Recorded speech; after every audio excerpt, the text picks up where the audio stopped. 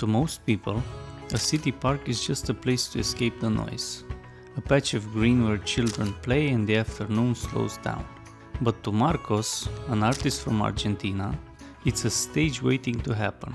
It begins quietly, a moment of preparation, a walk down a familiar path. But when the first ball bounces, the kids gather and the flames are lit, a simple afternoon in the park transforms into something unforgettable.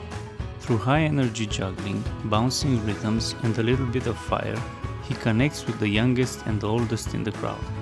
But behind the performance is a story of dedication. This is Marcos. Big applause for Luca!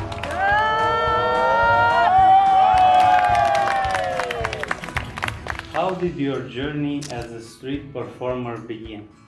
I started in Argentina. It was a festival of theater in my city. The name of the city is Viejo. Now it's really known in Argentina, this city, because it's a lot of cultural city. 25 years ago was a theater festival, and I come to watch what happened, and was people like dancing, was a murga, like it's a lot of people playing drums. I watched one juggler with fire, and I said, "Wow, can be nice to do this." In this day, they make an announcement, like they will do the workshop of juggling during the week. So I come, and after that, I never more stop. I start with 2 balls, after 3 balls, after 4 balls, and after I start with claps, and I learn how to build a club too, because in this moment in Argentina it was not easy to buy juggling instruments. Yes, and after I continues with another workshop in my own city, and after I come to Europe because I had the friends here, and they say Europe can be better for learn more about juggling, about circus, and about maybe a little bit more easy to live with the art. What attracted you to performing in the street instead of on a traditional stage? I love both, but in the street, I have to say, I feel more free.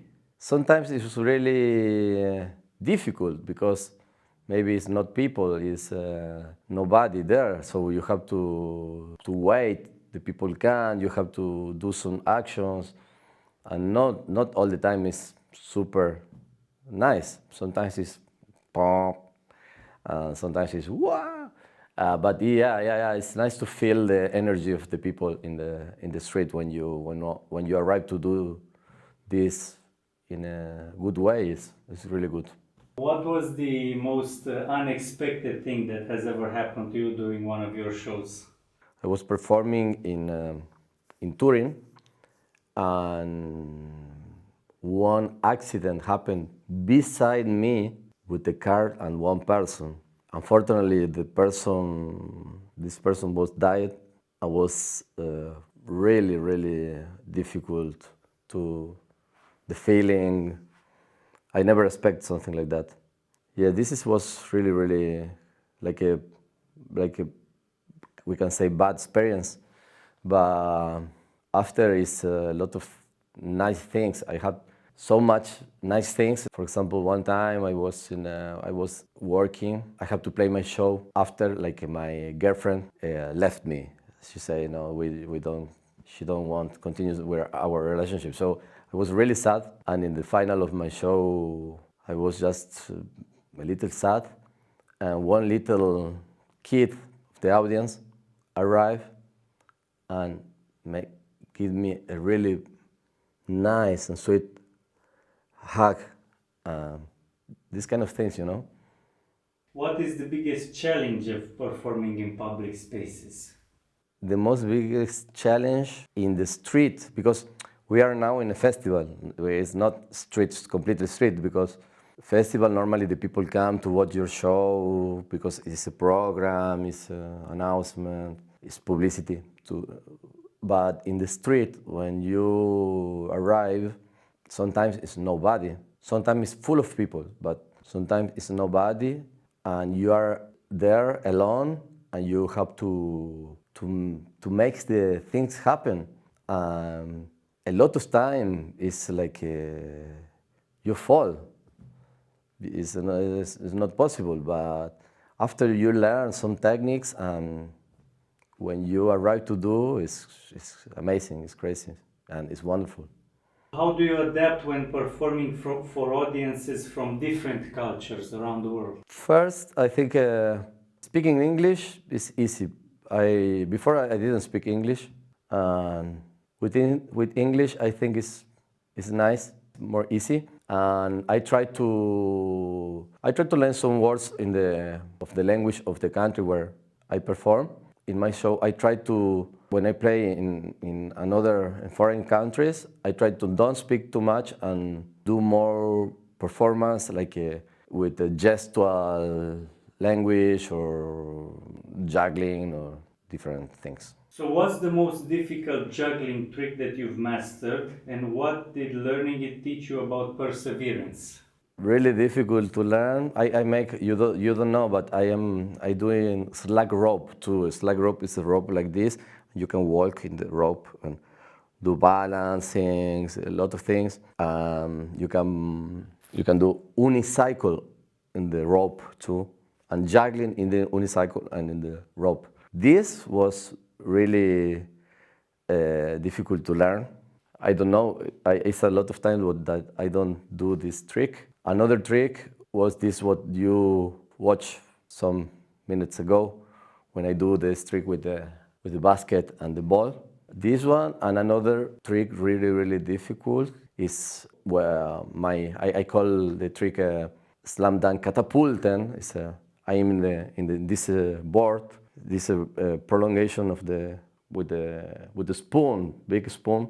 I put the ball there. I in balance and I do a catapult of the ball to my head.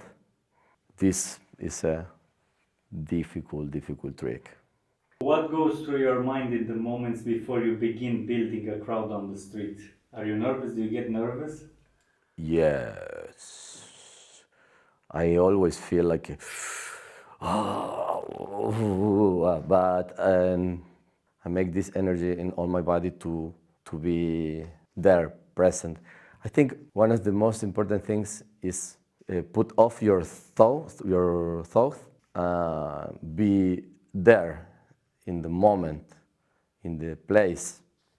Don't think too much because in this case it's not think, it's for nothing. Do you think juggling is more about technical skill, entertainment, or creating a connection with people? Juggling is technique. Juggling is technique. You can use the juggling to connect with the people, but juggling you have to learn a lot of technical stuff, and practice a lot.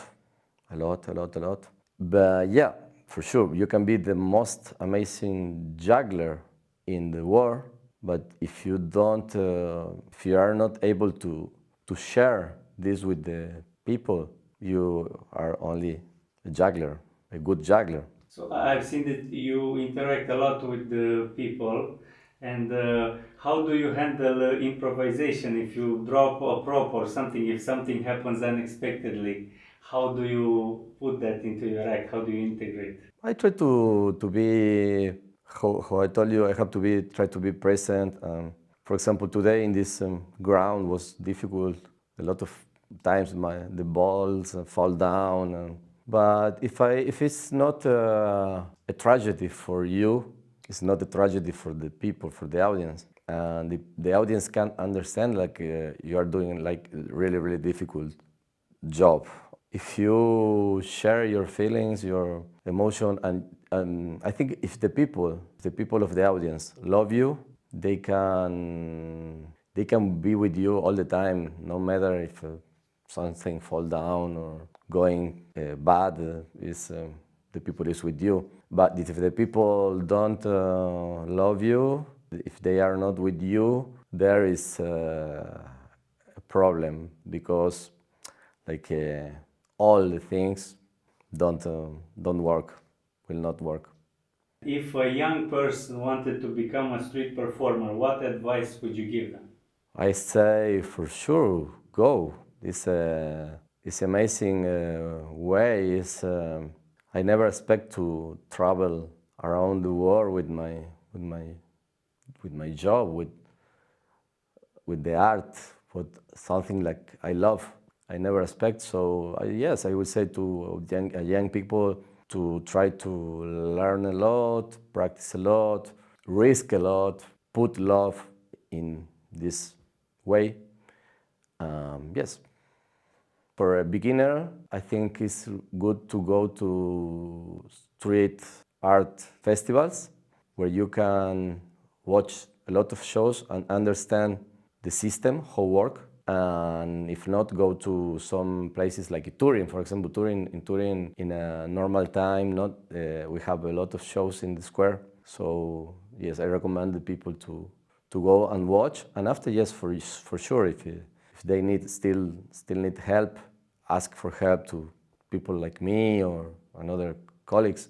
But the most important things is go and don't be afraid if the first time, second time, third time, fourth time, the show is not working good, because you have time to learn and to be and to do that the show work.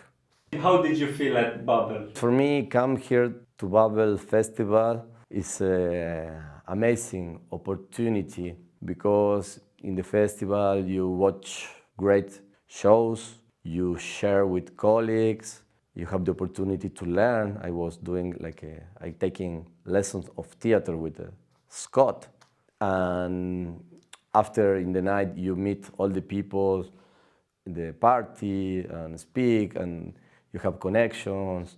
And yes, I like a lot to be here in Târgu.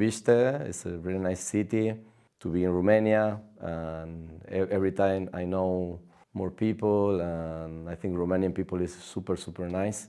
For sure, I would like to coming back to Romania, Târgu, and for sure Babel Festival.